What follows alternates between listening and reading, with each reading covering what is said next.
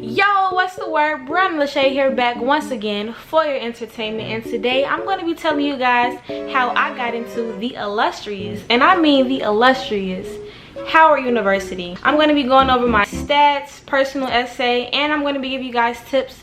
So subscribe before we get started to watch more content like this, and let's get into the video.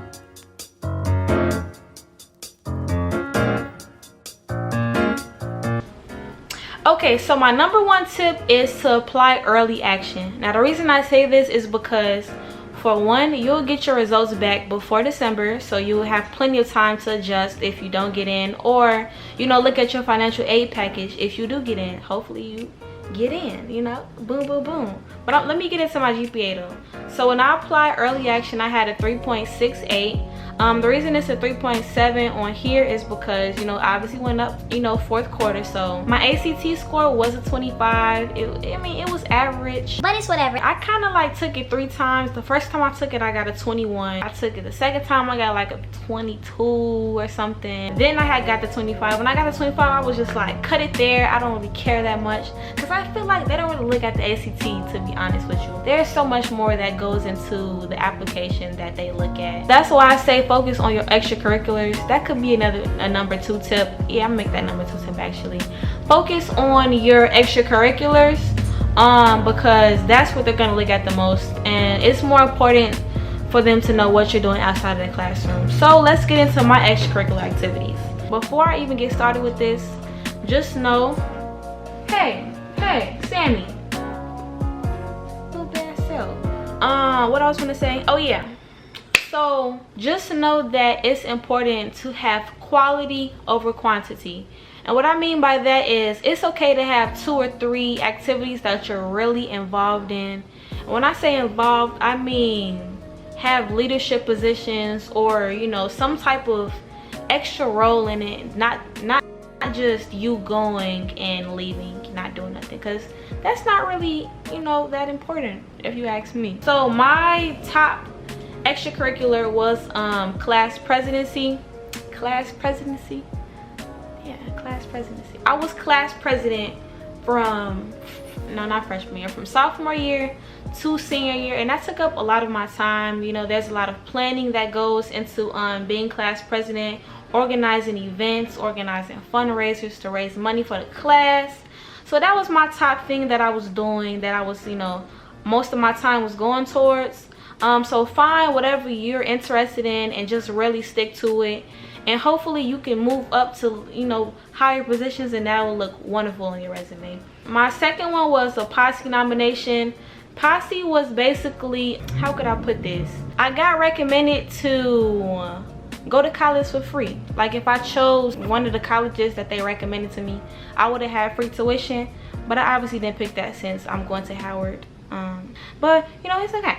So the next one was this non-for-profit organization that I was a head of. I was basically focusing on the youth in the organization and making sure they're doing their role, when it came to volunteering and just doing different things like that. Also, I was in other activities. I was in choir. We did a lot with choir. Just make sure you have things that you're good at, that you want to pursue in high school, so it looks good in your resume. Okay, for sure. I bet. Now community service, they really look at community service. Okay, so don't be just putting random activities on your resume without no community service, because they're gonna be like, what is she doing? I mean, I'm sure most high schools require you to do community service, so it's not gonna be that big of an issue. But just make sure you include it. Make sure you're actually doing it. Have a little description like I have. It don't have to be a big old little description. It could be something simple like March of Dimes, walk to bring awareness to children born with disabilities. Like, make sure you're doing community service. Okay, now if you have a job, that would be wonderful as well. If you don't, it's no biggie. Just make sure everything is leveled. Okay, just make sure everything is leveled. If you're not as strong academically, make sure extracurriculars pick you up. If you are good, wait, what did I just say?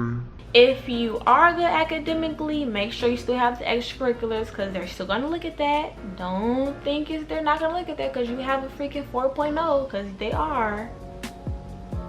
Okay, I think y'all get it. Now we're gonna talk about the personal essay. Now, the thing that I will recommend with personal essays is make sure it's a topic that you really care about and that you don't mind describing and just talking about it extensively. Aside from them looking at your resume and your common application, they're gonna look heavily on your personal essay. That's their way to get a feel for who you are as a person. So don't make it blah.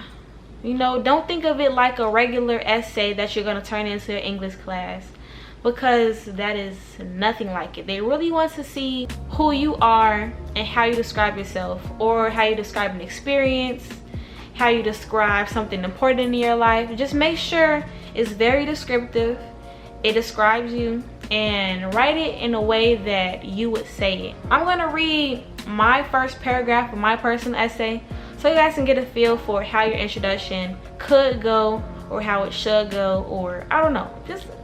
I'm just gonna read it, okay? I'm just gonna read it.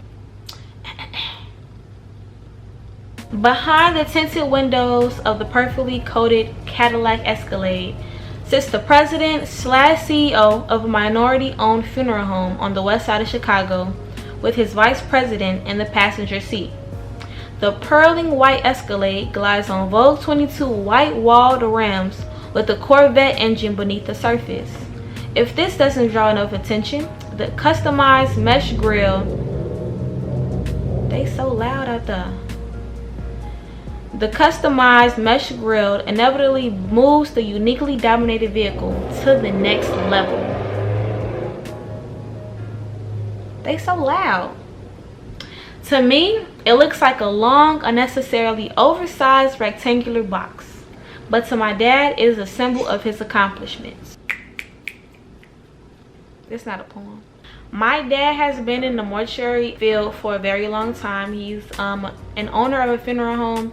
So that basically put me in the funeral industry since I was little. So that's what I kind of based mine around. But I made sure to I made sure to really focus on me though. Like, although someone else may have been an influence in your life, make sure you still talk about yourself and connect it to why you've become who you've become. If that makes sense. Y'all get what I'm saying? Now, let me tell y'all another tip. This don't have nothing to do with nothing, but I'm just gonna tell y'all this tip, okay? So I'm HU 24, the most recent class that has been admitted to Howard. I think it was like, I don't know the exact number of applicants this past year, but all I know is 2,000 were accepted, and I was one of them. So I think I know a little bit about how you can get accepted as well, okay? So this is what I've noticed after not meeting, but connecting with different people from HU 24. I've noticed that a lot of them have passions and interests that may have really stood out in the application. Now, what I mean by that is I've come across a lot of people that have something that they're really heavily involved in. I don't know if I just said heavily or what, but yeah, something that they're heavily involved in, whether that's taking pictures, photography, or whether that's activism, or just something that they're very passionate about that may have really come across while they were applying. And that's why I say it's very important to just be yourself when you are applying, and just show that throughout the whole application. Like for me, for example, my unique aspect was going into the mortuary field and pursuing forensic pathology. Now that is very, very, very unique, because a lot of people don't really think of mortuary science or forensics as a career path when they in the future. So that was my unique aspect. Now it may have been a little bit of grades, it may have been a little bit of extracurriculars, but I'm sure the main thing that they noticed was my passion. So if you don't have a passion, just be yourself at the end of the day. It's okay. And yeah, if you guys enjoyed the video, don't forget to subscribe to the channel, give this video a thumbs up, and comment down below more video ideas you want me to do, or I don't know, just something. Comment something. HU25, you out there? Like, I don't know, comment something. But thank y'all for watching so much. Love y'all, bless y'all. Brianna, Leshai out. Okay, bye.